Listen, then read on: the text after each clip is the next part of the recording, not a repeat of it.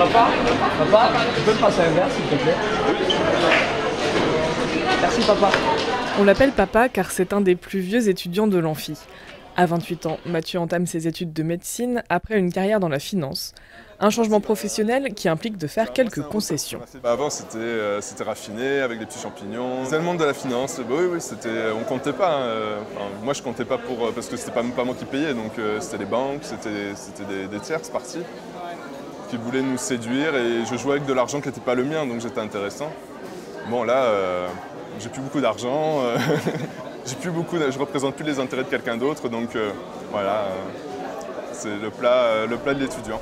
Il y a 3 ans, Mathieu vivait à Montréal. Son diplôme d'HEC en poche, il avait obtenu un poste d'analyste financier et gérait le portefeuille d'une grande entreprise. Une carrière grisante qui a très vite entraîné des déconvenues. On se rend compte qu'on n'est pas un larbin, mais enfin on obéit à une chaîne de direction avec des lourdeurs qu'on n'imaginait pas forcément, des complications.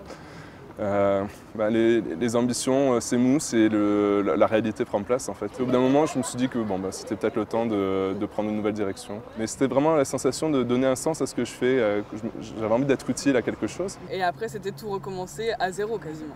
Clairement, c'est pire qu'à zéro parce que là, on met 5 ans d'études, 3 ans de travail entre parenthèses. On tourne une page et on commence, c'est même pas on tourne la page, on change de cahier. Des fois c'est épuisant les cours parce qu'on étudie jusqu'à tard le soir et puis il faut relire 50 fois le même cours pour essayer de l'assimiler, mais je suis rempli par ce que je fais, je me sentais enfin à ma place et ça n'a pas de prix finalement, donc je m'estimais vraiment chanceux de pouvoir réaliser ce projet-là. Physiologie, sémiologie pleuropulmonaire, mais aussi cours d'anglais. Le matin dès 8 h, il a fallu retourner sur les bancs de l'école. Si le parcours de Mathieu est rare, il n'est pas unique.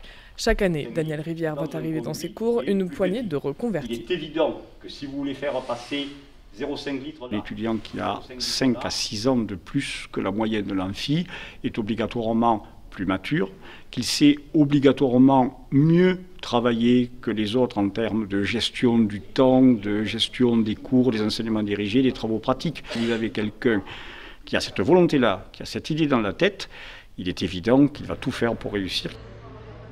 Ça, c'est le bureau. C'est The Bureau, ouais. Donc tu vois là, Émilie, elle a son bachelor de commerce de l'université McGill. Et puis à côté, il y a le mien de HEC Montréal. Dans cette aventure, Mathieu a embarqué sa femme, Émilie, l'un de ses plus grands soutiens. Pour moi, c'était hors de question que je reste au Québec pendant que Mathieu était en France. Pour moi, c'est plutôt rassurant de savoir que Mathieu accédera à une profession qui le passionne, dans laquelle il se reconnaît en termes de valeurs. C'est vrai que des fois au travail, j'allais à reculons. Dans l'ascenseur, là je voyais monter les étages, je me disais c'est... Mais il y a même une époque où t'en mangeais plus, t'en dormais plus. Alors que là, tu sens que c'est pour lui et tu le sens plus épanoui. Ah oui, ça c'est... Je sens qu'il est épanoui parce que ça donne droit à des moments assez cocasses où il peut me parler pendant une demi-heure de l'anatomie d'une femme pendant qu'elle accouche. Aujourd'hui, Mathieu pense à se spécialiser en cancérologie. Sa vie d'étudiante devrait donc se poursuivre pendant 9 ans et sa femme entendra encore quelques comptes rendus de cours de médecine, sans regret. Qu'est-ce que tu m'as sorti l'autre jour? La prostatectomie sous robot. C'était trop cool. Ça c'était génial. La prostatectomie? Ouais, retrait de la prostate. Voilà.